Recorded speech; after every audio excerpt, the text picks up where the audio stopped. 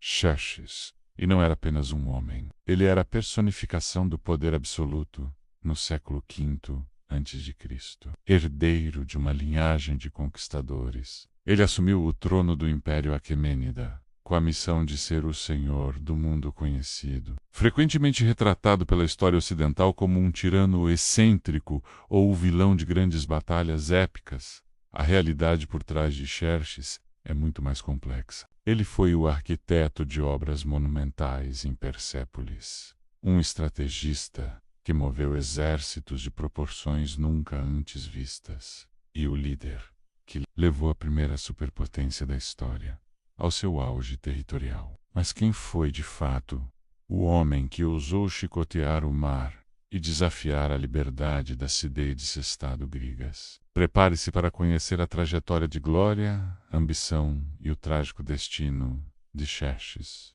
o rei dos reis. Muitos o conhecem apenas como o vilão excêntrico do cinema, ou o gigante impiedoso que enfrentou os 300 espartanos. Mas quem foi, de fato, o homem por trás da máscara de ouro? Xerxes I, o quarto rei dos reis do Império Aquemênida, governou no auge da maior potência que o mundo já tinha visto. Ele não era apenas um guerreiro, mas o herdeiro de uma linhagem que acreditava ter o direito divino de governar todas as nações da terra. Xerxes nasceu por volta de 518 a.C., filho de Dario, o Grande, e de Atosa, filha do lendário Ciro, o Grande. Essa ascendência era sua maior força. Embora não fosse o filho primogênito de Dario, Xerxes foi o escolhido para o trono, porque foi o primeiro a nascer, depois que seu pai se tornou rei. Ele foi criado nos luxuosos jardins de Susa e Persépolis, educado sob os rígidos preceitos do zoroastrismo, falar a verdade, manejar o arco e montar a cavalo. Quando assumiu o poder em 486 a.C., Xerxes não herdou apenas um império, mas uma dívida de honra. Seu pai, Dario, havia sido derrotado pelos gregos na Batalha de Maratona e morrera antes de conseguir sua vingança. Xerxes, no entanto, não teve um começo de reinado fácil. Antes de olhar para o Ocidente, ele teve que esmagar revoltas violentas no Egito e na Babilônia. Na Babilônia, sua resposta foi implacável. Diz a história que ele derreteu a estátua de ouro do deus Marduk, sinalizando que a era de tolerância absoluta de seu avô Ciro estava dando lugar a uma mão de ferro. Com as rebeliões internas sufocadas, Xerxes lançou o maior projeto militar da antiguidade. Ele passou 4 anos reunindo recursos e homens de todos os cantos do império: fenícios, egípcios, babilônios, indianos e persas. O historiador Heródoto afirma que o exército de Xerxes contava com milhões de soldados, um número hoje considerado exagero poético, mas que reflete o choque que aquela força colossal causou no mundo antigo. A engenharia de Xerxes foi nada menos que épica. Para cruzar o Estreito de Helesponto, ele ordenou a construção de uma ponte flutuante feita de navios acorrentados. Quando uma tempestade destruiu a primeira tentativa,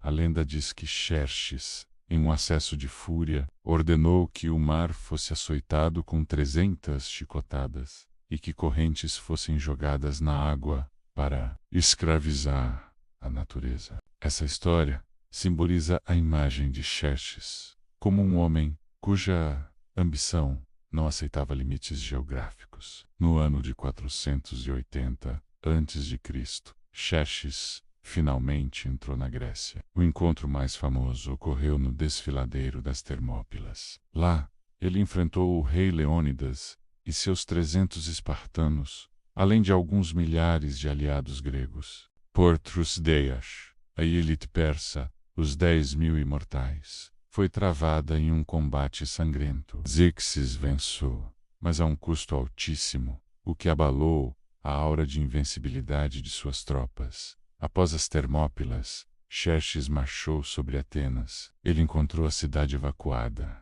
e, em um ato que o assombraria mais tarde, ordenou que a Acrópole fosse incendiada. Foi uma vitória amarga. Pouco tempo depois, na Batalha Naval de Salamina, Xerxes assistiu, de um trono montado no alto de uma colina, sua frota ser estraçalhada pela estratégia superior do grego Temístocles. Humilhado e temendo ficar preso na Europa, Xerxes retirou o grosso de suas tropas, deixando seu general Mardônio para terminar a campanha, menos o que resultaria na derrota final persa na Batalha de Platéias. Muitos historiadores focam apenas no fracasso grego, mas a vida de Xerxes após a guerra foi dedicada a uma escala diferente de grandeza, a arquitetura. Ele retornou à Pérsia e concentrou suas riquezas na conclusão de Persépolis. Ele construiu o Palácio das 100 Colunas e o monumental Portal de Todas as Nações, onde inscrições ainda proclamam: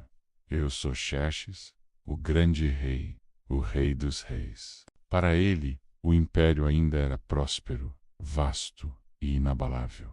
Entretanto, a vida na corte persa era perigosa. O luxo escondia conspirações. Em 465 a.C., após 21 anos de reinado, Xerxes foi assassinado em seus próprios aposentos por Artabano, o comandante da guarda real, com a ajuda de um de seus eunucos. Sua morte abriu caminho para um período de instabilidade interna que, décadas depois, facilitaria a conquista de Alessandria.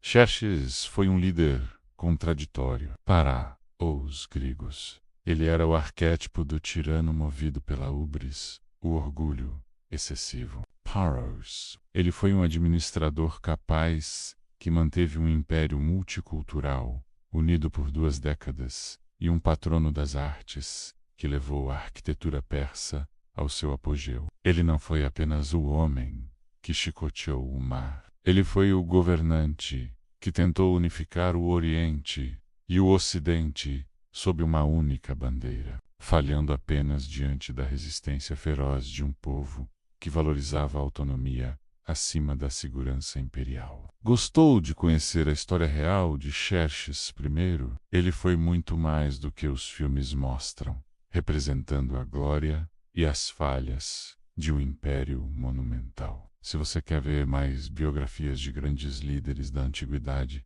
inscreva-se no canal e ative o sininho. Deixe seu like para fortalecer o nosso trabalho e comente abaixo. Você acha que Xerxes teria vencido a guerra se não tivesse queimado Atenas? Obrigado por assistir e até o próximo vídeo.